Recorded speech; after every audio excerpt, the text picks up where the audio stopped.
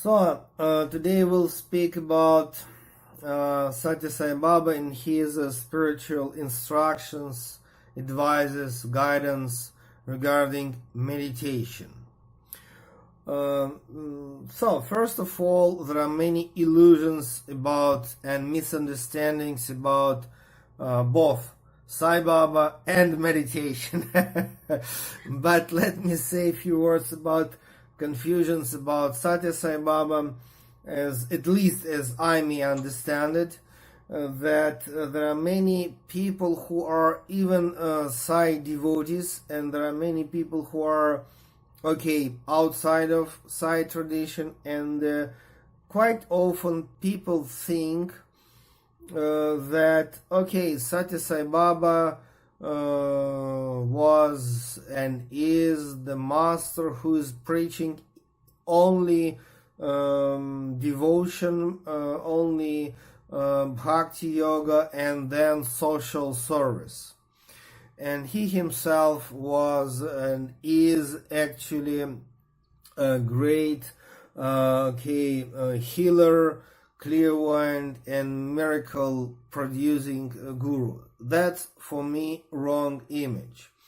Of course, it's impossible to escape from the fact that he was the greatest miracle maker, because he, after all, he's a divine incarnation, and it means that for sure his supernatural power is absolute divine. So naturally miracles, outside miracles happen. It was, it is, and it will be.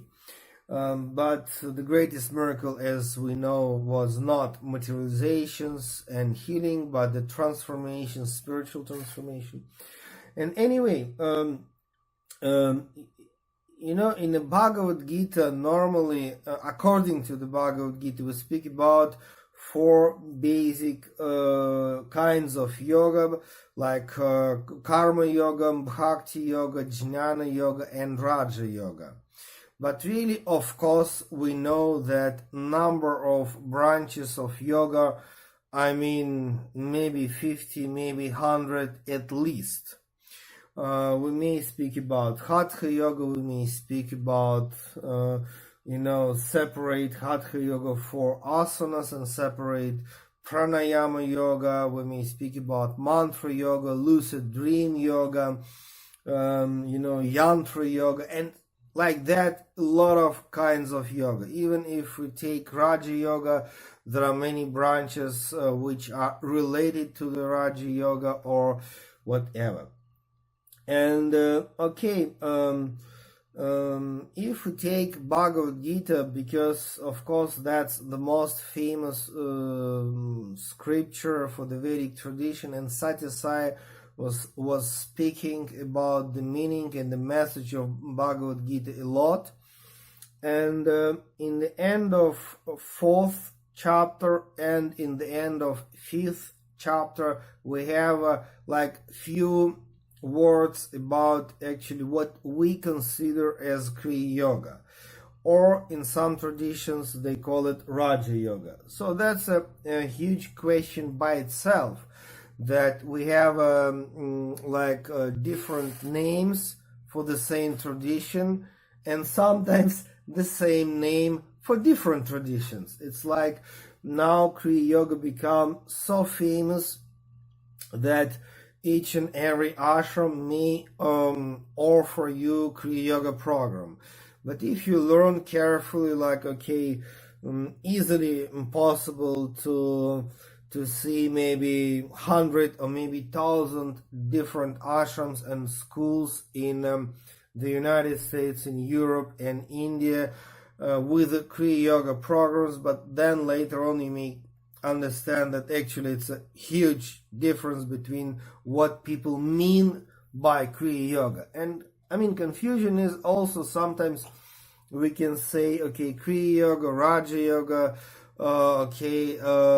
Tantra Yoga in a sense, Vijnan Bhairav Tantra, we can say classical Ashtanga Yoga, classical, not the one which Pattabhi Jois was doing. I mean, different names, but you know, the reality, the techniques behind all that, different labels, you know, techniques are very similar and sometimes just the same. Well, and sometimes people approach Sathya Sai Baba as only Bhakti Yoga master. Of course, he was divine incarnation. He was not just master, he was divine incarnation, but sometimes people approach him as the one who was speaking only about Bhakti.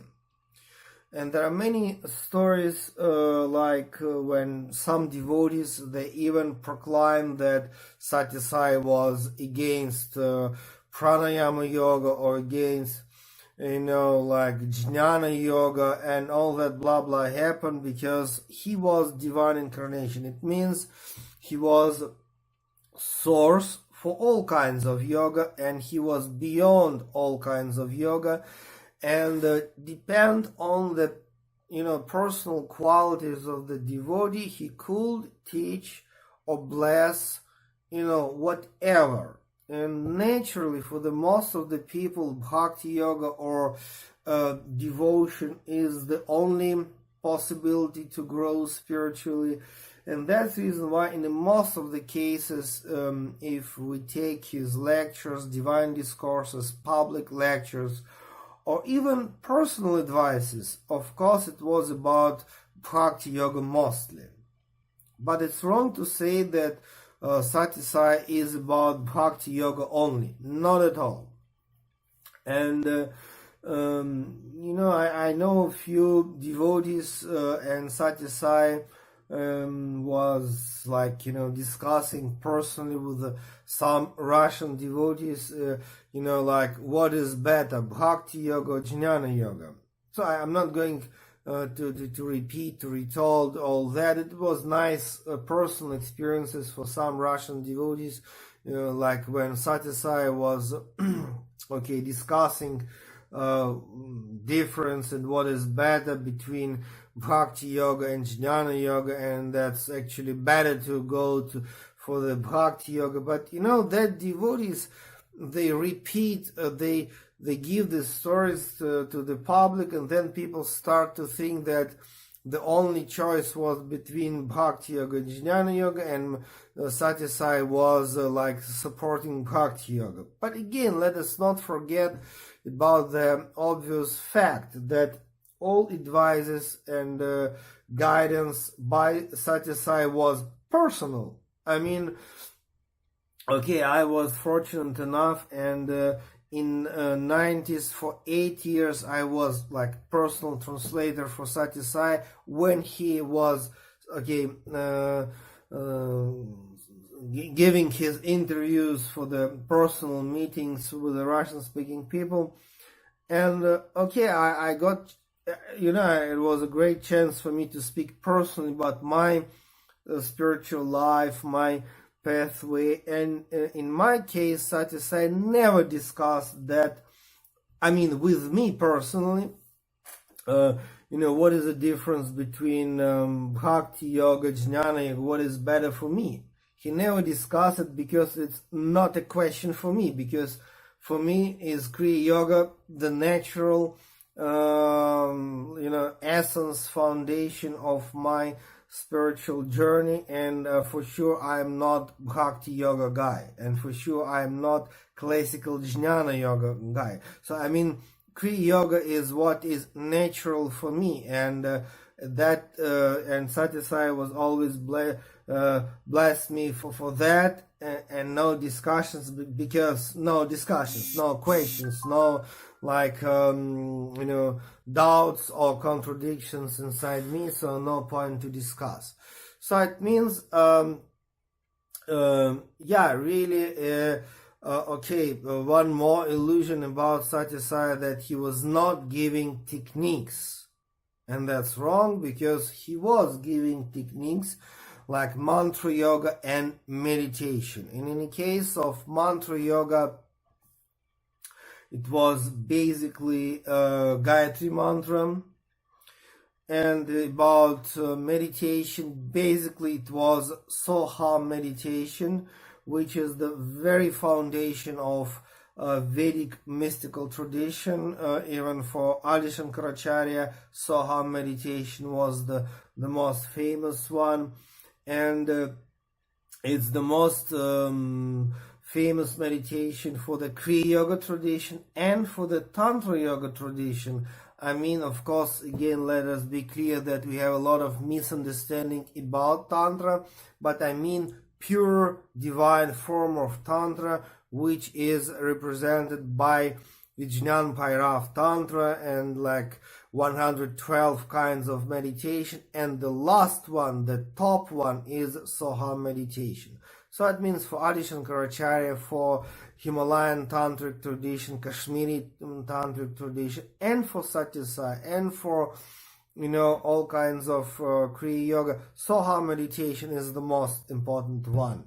And Sathya Sai gave many different kinds of Soha meditation. That's also important to know, that we have many kinds of Soha meditation, and for the different people, Sathya Sai gave actually different kinds of Soha meditation. And your question was about this very interesting one more kind of meditation, but about that I'll speak in my next video.